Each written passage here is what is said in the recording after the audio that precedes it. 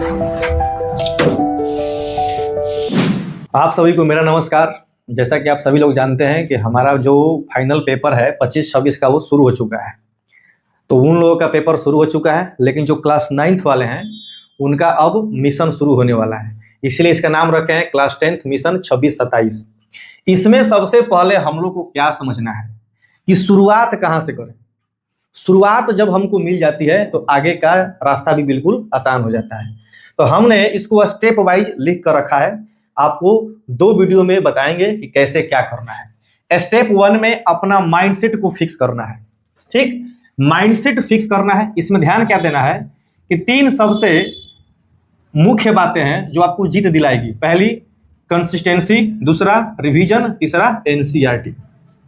ये 3 चीज पर अगर कमांड हो गया तो आपका रिजल्ट बिल्कुल बेहतर होगा। ऐसा नहीं है एक ही दिन पढ़ना है, रोज थोड़ा थोड़ा, पर रोज हीरो बनने की जरूरत नहीं है। डिसिप्लिन का शोल्डर बनना है।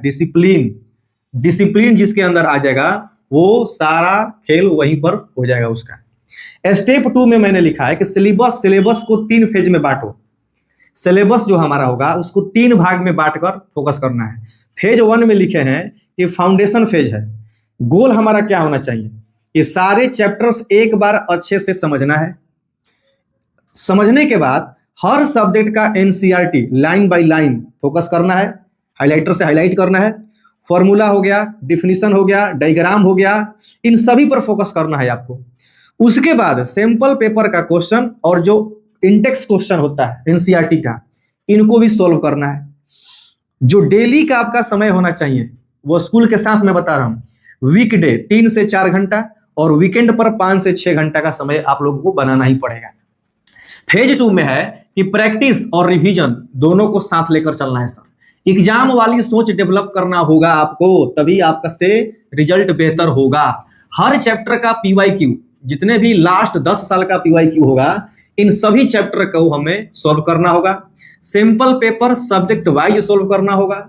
टाइम का बाउंड बनाइए और राइटिंग प्रैक्टिस कीजिए। बहुत लोग लिखने का प्रैक्टिस नहीं करते हैं, जो कि मार खा जाते हैं। इसलिए 1 दिन 2 दिन को स्किप नहीं करना है, आपको रोज ही रिटन प्रैक्टिस करना है, क्योंकि यहीं पर आपका नंबर बनेगा सर। फेज 3 में है कि फाइनल वार फेज, इसको हम बोले हैं। फाइनल वार फेज का मतलब क्या, गोल क्या होना चाहिए।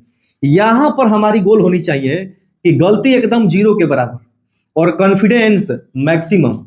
कॉन्फिडेंस लिखे हैं, एक होता है ओवर कॉन्फिडेंस। जैसे एक आमिर खान बात बोलता है कि मैं कर सकता हूं, ये कॉन्फिडेंस हुआ। सिर्फ मैं ही कर सकता हूं, ये घमंड हुआ। तो मैं यहां ये नहीं लिखा हूं कि सिर्फ मैं ही मैक्सिमम कर सकता हूं, नहीं, केवल मैक्सिमम का आइडिया होना चाहिए कि गलती ना के बराबर, कॉन्फिडेंस बिल्कुल हाई लेवल पर होना चाहिए।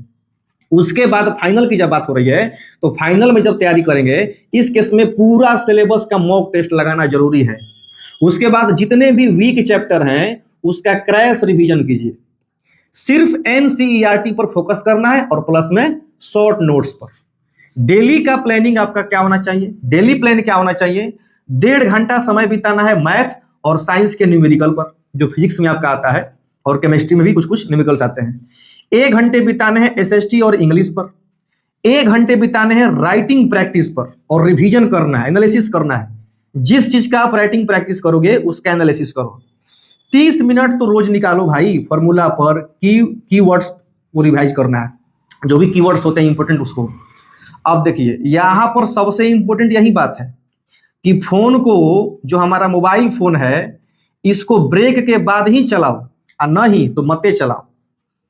मिशन 2026-27 का जो भी तुम्हारा नोटबुक है उसको रखो, मेंशन करो और उसको रखो। ये हमारा है मिशन 26-27 का जो मंत्र है, जो गीता का उपदेश है, इसको वही मानिए आप लोग, ठीक है ना। और कल के वीडियो में आपको बताएंगे कि सब्जेक्ट वाइज हमारा स्ट्रेटेजी क्या होना चाहिए और कहां पर हमको मिस्टेक नहीं करना चाहिए, ठीक है। तो कल के वीडियो में बताएंगे। उसके बाद हम क्लास 10th का मैक्सिमम साइंस और मैथ का वीडियो रेगुलर चैनल पर आएगा, इसलिए आप लोग चैनल को सब्सक्राइब कर लीजिए। चैनल का नाम है संदीप ईडू ब्लॉग। जय हिंद, जय भारत।